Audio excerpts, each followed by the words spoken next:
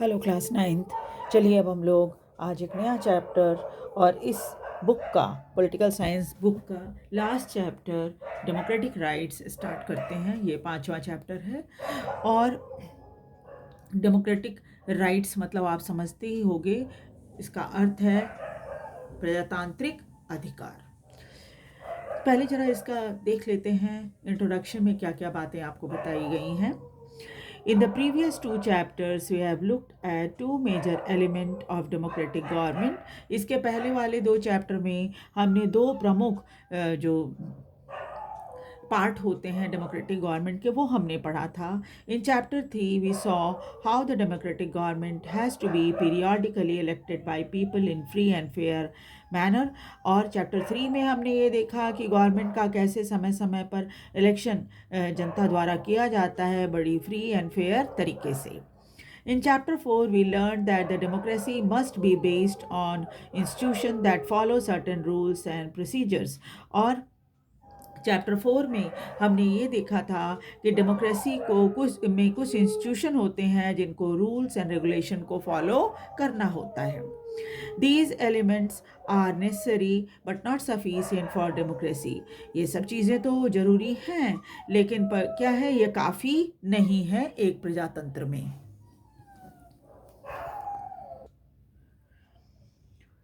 Elections and institutions need to be combined with third element. ये जो election या चुनाव जो होते हैं या जो हमारे यहाँ सभी संस्थाएं बनी हुई हैं, इनके साथ साथ एक तीसरी एलिमेंट की भी ज़रूरत है, वो है एन्जॉयमेंट ऑफ राइट, यानी कि लोग जो हैं वो अपने अधिकारों को एंजॉय करें। टू मेक गवर्नमेंट डेमोक्रेटिक, ताकि सरकार जो है प्रजातांत्रिक दिखे। Even the most properly elected rulers working through the established institutional process must learn not to cross some limit.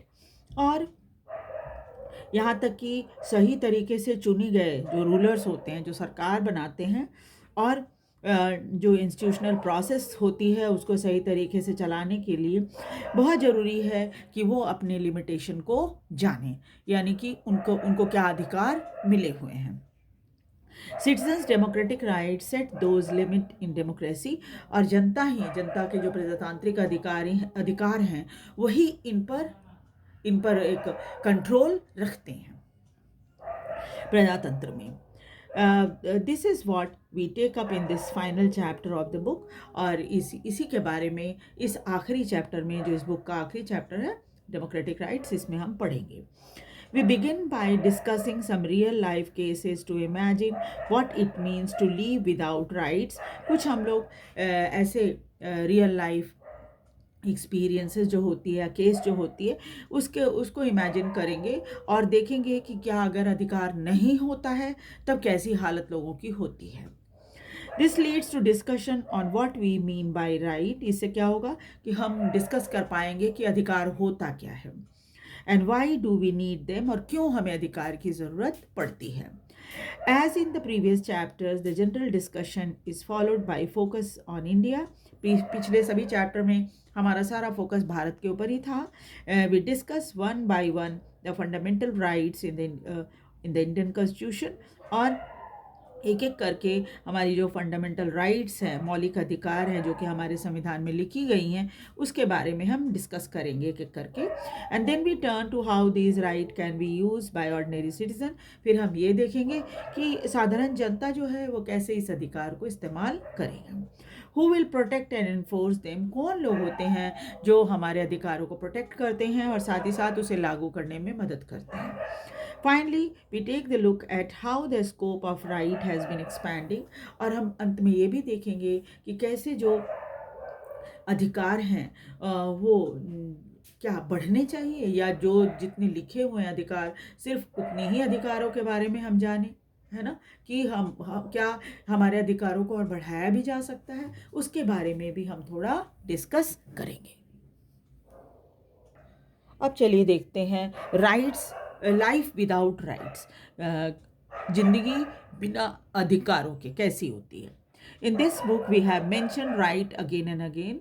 इस बुक में शुरू से ही आपने फर्स्ट सही जनता के अधिकारों के बारे में पढ़ा होगा, अधिकार के बारे में बार बार डिस्कस किया गया आपके साथ। If you remember we have discussed right in each of the 4 preceding chapter, और पिछले इस चारों चैप्टर में हमने अधिकार के बारे में बात की है। Can you fill in the blanks by recalling the right dimension in each chapter. अब ये क्या है, सभी चैप्टर के सार जो होते हैं, समरी, वो दिया है और आपको इनको फिल करना है। जैसे क्या है, comprehensive definition of democratic right include, तो हम जो एक डेमोक्रेटिक राइट्स जो डेमोक्रेसी में जो डेफिनीशन है डेमोक्रेसी की, उसमें डेमोक्रेटिक राइट्स के बारे में भी बात की गई है, जो कि आपने फर्स्ट चैप्टर में पढ़ा। Our constitutional maker believed that fundamental rights were quite central to the constitution because बिना फंडामेंटल राइट्स के तो जनता अपने अधिकारों का इस्तेमाल कर ही नहीं सकती है ना। जब तक संविधान में अधिकार नहीं दिए जाएंगे जनता को, तब तक एक डेमोक्रेसी सफल डेमोक्रेसी नहीं हो सकती। थर्ड चैप्टर में every adult citizen of India has a right, क्या है, थर्ड चैप्टर में हमने देखा कि हर एडल्ट सिटीजन को वोट डालने का अधिकार है, right to vote and to be elected. अगर वो चाहे कि एक नेता बने तो जो नेता की क्वालिफिकेशन है जो फुलफिल करना ज़रूरी है, वो अगर फुलफिल करता है तो वो भी नेता बन सकता है। देन चैप्टर 4 में if law is against constitution, अगर कोई कानून हमारे संविधान के विरुद्ध जाता है, every citizen has the right to approach Supreme Court, हर नागरिक को अधिकार होता है कि वह सुप्रीम कोर्ट तक जाए, सुप्रीम कोर्ट को बताए कि कैसे उनके अधिकारों को इस कानून ने तोड़ा है। Let us now begin with 3 examples of what it means to live in absence of right. अब क्या है, कुछ अधिकारों के बारे में बात की गई है, एक उदाहरण दिया गया है ताकि आप समझ सकें कि अगर अधिकार नहीं हो तो कैसी हालत एक व्यक्ति की होती है। ये वैसे हमारे देश का तो नहीं है, ये दूसरे देशों का है, लेकिन ये उदाहरण है एक आपके लिए। प्रिजन इन ग्वांटानामो बे, एक जेल है जो कि ग्वांटानामो बे एक जगह है, वहाँ पर है। ये क्या है, about 600 people were secretly picked up by the US forces from all over the world and put in the prison in Guantanamo Bay, an area near Cuba controlled by American Navy. अब क्या है कि ये यहाँ पर करीब 600 लोग, एक जेल है जहाँ पर 600 लोगों को US की फोर्स जो है उसने पकड़, यूनाइटेड स्टेट्स की, अमेरिका की फोर्स जो है उसने पूरी दुनिया से ढूंढ कर उनको पकड़ कर लाया है और इस जेल में रखा है। ये जो जेल है ग्वांटानामो बे में है, एक ऐसा एरिया है जो कि क्यूबा के पास है और ये इस पर अमेरिकन नेवी का कंट्रोल है। Anas father Jamil Albanna was among them, और इसी में इस जो 600 कैदी हैं उसमें एक कैदी हैं जो कि अनास के फादर हैं जिनका नाम है Jamil Albanna. The American government said that they were enemies of US. क्यों उनको कैद रखा गया है? क्योंकि अमेरिकन फोर्सेस को लगता है, अमेरिकन गवर्नमेंट को लगता है कि ये अमेरिका के दुश्मन हैं। And link to the attack on New York on 11 सितंबर 2001, और ये सभी के सभी जब न्यूयॉर्क पर अटैक हुआ था 11 सितंबर 2001 में, तो इसमें ये शामिल थे।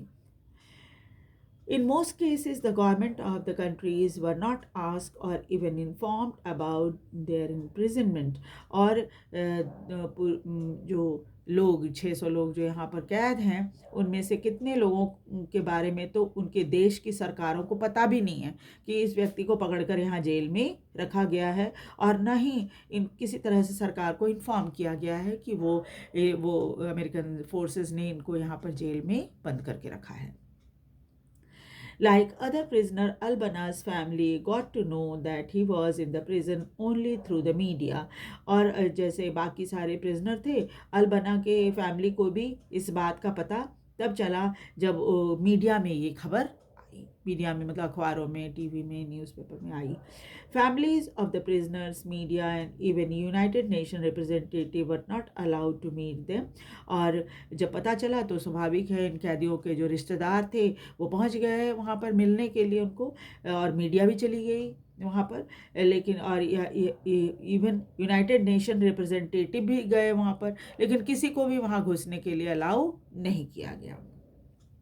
The US army arrested them, US army ने उनको अरेस्ट कर लिया एंड देन इंटरोगेटेड देम, उनके से पूछताछ की गई and decided whether to keep them there और नॉट, और फिर उन्होंने ही फैसला किया, यानी यूएस आर्मी ने ही ये फैसला किया कि उनको वहाँ जेल में रखना है या नहीं रखना है।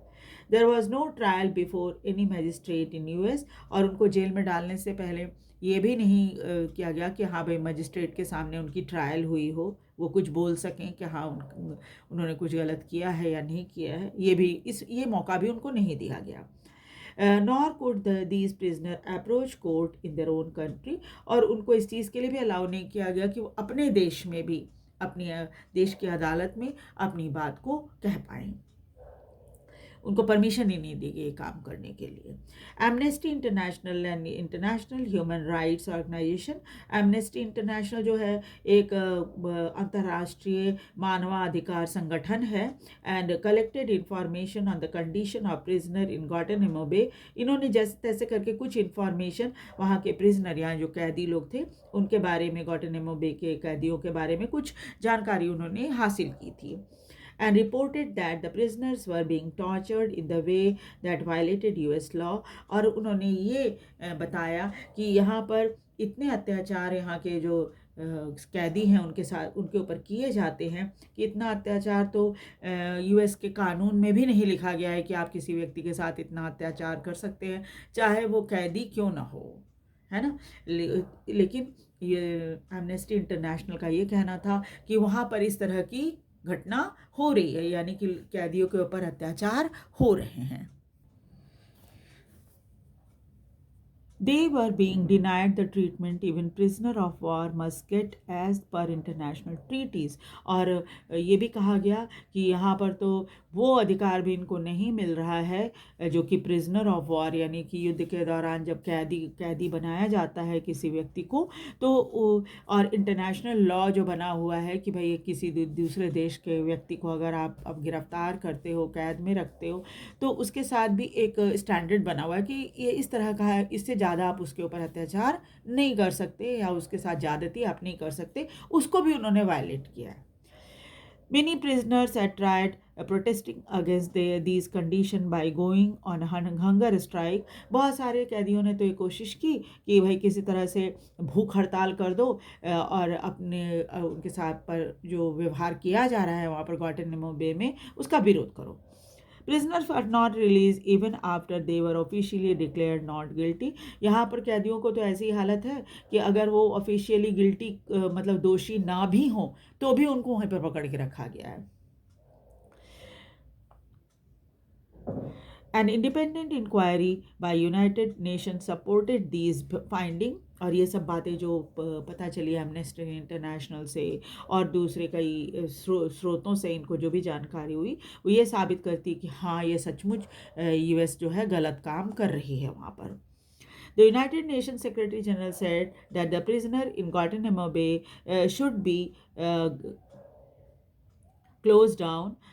Prison in Guantanamo Bay should be closed down. The US government refused to accept these pleas. और यूनाइटेड नेशन के जो जनरल सेक्रेटरी हैं उन्होंने तो यहाँ तक कहा कि ग्वांटानामो बे में जो जेल बना हुआ है उसको बंद कर देना चाहिए यूएस को। और यूएस गवर्नमेंट ने जब ये सुना कि ये कहा जा रहा है यूनाइटेड नेशन से कि इस जेल को बंद कर दो, तो उन्होंने उसे बंद करने से साफ इनकार कर दिया। उसके बाद हम अगली क्लास में citizens right in Saudi Arabia and ethnic massacre in Kosovo, ये दोनों चीज़ें पढ़ेंगे और देखेंगे कि किस तरह से, एक तो हमने पढ़ा यूएस द्वारा किया गया अत्याचार, अब हम देखेंगे कि सिटीज़न राइट सऊदी अरेबिया में कैसी है और एथनिक मैसेकर यानी जो सामूहिक हत्या हुई है कोसोवो में वो कैसे हुई है और कैसा उनके साथ वहाँ के नागरिकों के साथ वहाँ की सरकार ने ही कैसा व्यवहार किया गया है, ठीक है, किया है। उसके बाद हम राइट इन अ डेमोक्रेसी पढ़ेंगे, ठीक है। तो अब तक मुझे लगता है कि आपने चैप्टर इतनी दूर तो समझ लिया होगा। नेक्स्ट क्लास में हम आगे चैप्टर करेंगे। आप वीडियो को लाइक और सब्सक्राइब भी ज़रूर कर दीजिए और शेयर भी कीजिए ताकि दूसरे बच्चे भी इसे देख सकें। और मैं तो थोड़े थोड़े पार्ट वाइज इसलिए पढ़ाती हूँ ताकि आप वीडियो ज़्यादा लंबा ना हो और आप उसको सुन सुन के बोर ना हो, ठीक है। एक बार फिर से रिक्वेस्ट है, वीडियो को लाइक और सब्सक्राइब ज़रूर कर दीजिए। Thank you very much.